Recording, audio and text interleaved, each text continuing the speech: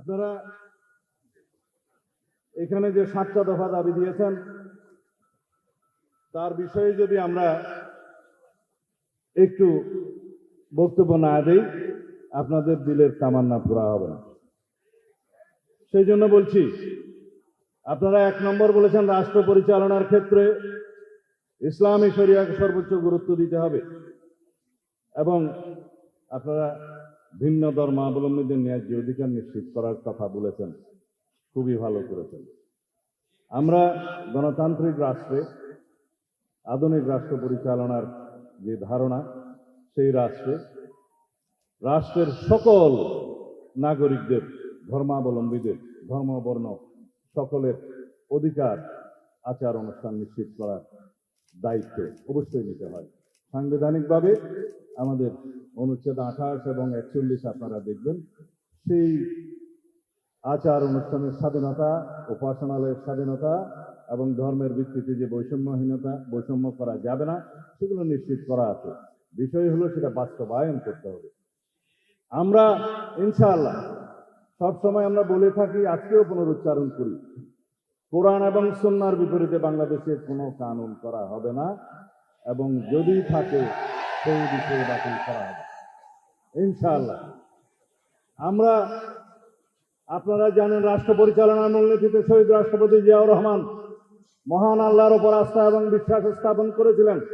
প্রস্তাবনায় এবং রাষ্ট্র পরিচালনার মূলনীতি অনুচ্ছেদ 8 সেইটা আওয়ামী ফ্যাসিস্ট গোষ্ঠী সংবিধান থেকে উচ্ছেদ করে দিয়েছিলেন, আপনারা জানেন।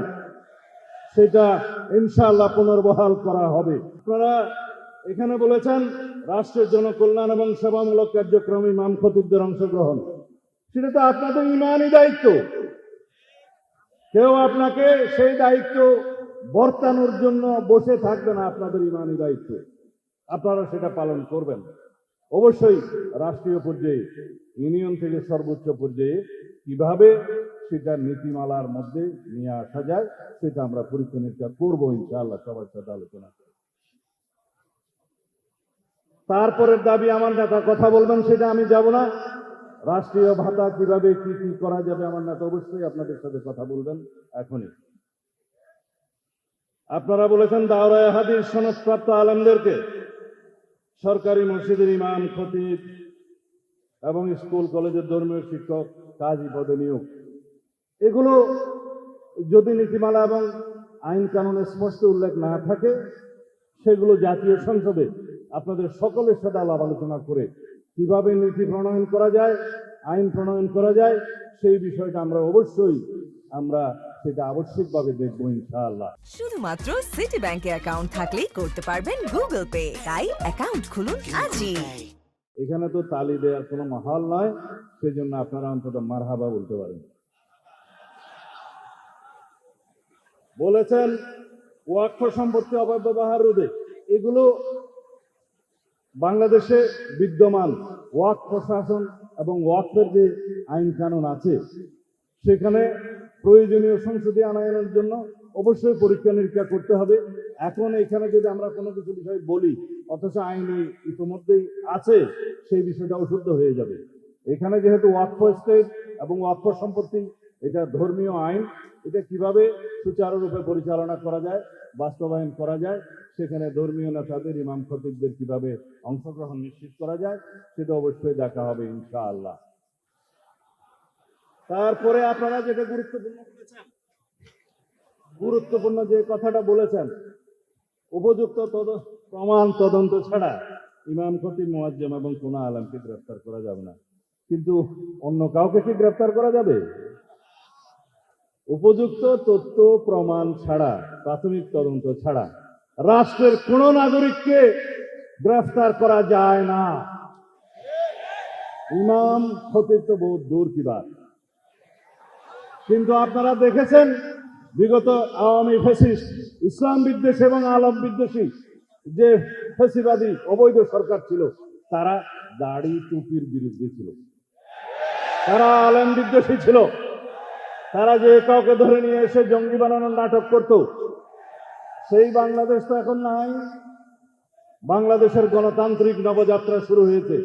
এখানে আমরা সবাই হামসফর, আমরা সবাই একসাথে থাকবো ইনশাআল্লাহ। এই দেশে আইন কানুনের ব্যত্যয় ঘটিয়ে কোনো বেআইনি কাজ কাউকে করতে দেয়া হবে না ইনশাআল্লাহ। তারপরে একটি দুইটি কথা, যেমন ধর্মীয় ও নৈতিক শিক্ষক নিয়োগের ক্ষেত্রে প্রাথমিক পর্যায়ে, সেটা আমরা ইতিমধ্যে আমার নেতার সাথে কথা বলে একটা অনুষ্ঠানে আপনাদের সামনে ঘোষণা দিয়েছিলাম। নৈতিকতা, ধর্মীয় এবং নৈতিক শিক্ষক নিয়োগের ব্যাপারে প্রাথমিক পর্যায়ে এটা অবশ্যই ইনশাআল্লাহ আমরা দেখব। আমরা সেই ঘোষণা আরেকটি মজলিসে আপনাদের সামনে দিয়েছিলাম। তারপরে যে বিষয়গুলো সামনে আছে, আমি বিতর্ক হোক সেরকম কোনো বিষয়ে যাব না। আমরা সবাই রাসূলুল্লাহ সাল্লাল্লাহু আলাইহি ওয়াসাল্লামের মদিনা ইসলামে বিশ্বাস করি এবং আমরা বাংলাদেশে যত ফিরকা ফিতনা আছে এগুলো অবসান চাই। অবশ্যই আপনারা সম্মিলিতভাবে সেভাবে কাজ করবেন। কোন রকমের যাতে রাজনৈতিক বক্তব্য, আপনারা যে মসজিদের ইমাম, আমরা এটাকে দ্বীন এবং দিনিয়াতের চর্চা কেন্দ্র হিসেবে প্রতিষ্ঠা করেছি। আল্লাহ রাব্বুল আলামিন রাসূলুল্লাহ সাল্লাল্লাহু আলাইহি ওয়াসাল্লামের মাধ্যমে সেটা শুরু করেছেন, প্রতিষ্ঠা করেছেন।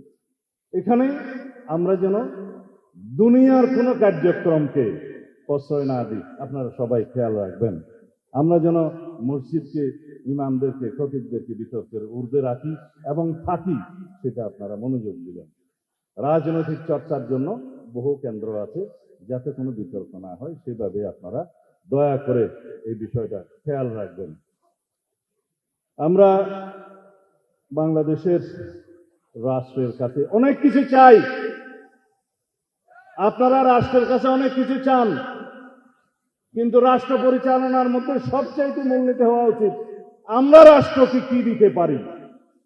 দেশের নাগরিকগণ, বাংলাদেশের সকল জনগণ রাষ্ট্রকে যদি নৈতিক সমর্থন, আইনি সমর্থন এবং রাষ্ট্রকে সুচারুরূপে পরিচালনার জন্য আমরা যদি সহযোগিতা করি, সেটা হবে আমাদের সর্বোচ্চ দেয়া।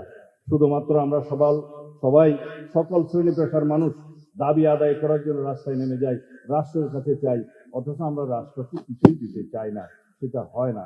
শহীদ রাষ্ট্রপতি জিয়াউর রহমানের শিক্ষা স্বনির্ভরতার মাধ্যমে তিনি খাল খনন কর্মসূচি এবং অন্যান্য কর্মসূচি গ্রহণ করেছিলেন, যাতে রাষ্ট্রের জনগণ স্বতঃস্ফূর্তভাবে বিনা শ্রমে রাষ্ট্রের জন্য কাজ করতে পারে, সেই অনুপ্রেরণায় অনুপ্রাণিত হয়। আমরা সবাই যদি রাষ্ট্রকে দেওয়ার জন্য প্রস্তুত থাকি, ইনশাআল্লাহ রাষ্ট্র আমাদেরকে ভরপুর দিবে। আওয়াজ নাই? আমরা রাষ্ট্রকে দিতে চাই না, আমরা সবাই রাষ্ট্রকে দিতে চাই না, রাষ্ট্র গণতান্ত্রিকভাবে চলুক সেজন্য সহযোগিতা করতে চাই না, সবাই চাই। এখন যদি কেউ আপনারা বলেন যে এই রাষ্ট্রটা ফেসিবাদ মুক্ত হয়েছে, স্বৈরাচার মুক্ত হয়েছে, যাতে সারা জীবনের জন্য এই ফেসিবাদী আওয়ামী গোষ্ঠী বাংলাদেশে আর কোনোদিন পদার্পণ না করতে পারে এবং বাংলাদেশে যাতে ফেসিবাদী রাজনীতির কোনোদিন উৎপত্তি এবং উৎপাদ না হয়, সেজন্য আমরা সবাই সহযোগিতায় থাকবো, এটা আপনারা দিতে চান না? ইনশাআল্লাহ নসরুম মিনাল্লাহ ওয়া ফাতহুন করিম। অবশ্যই মুমিনিন।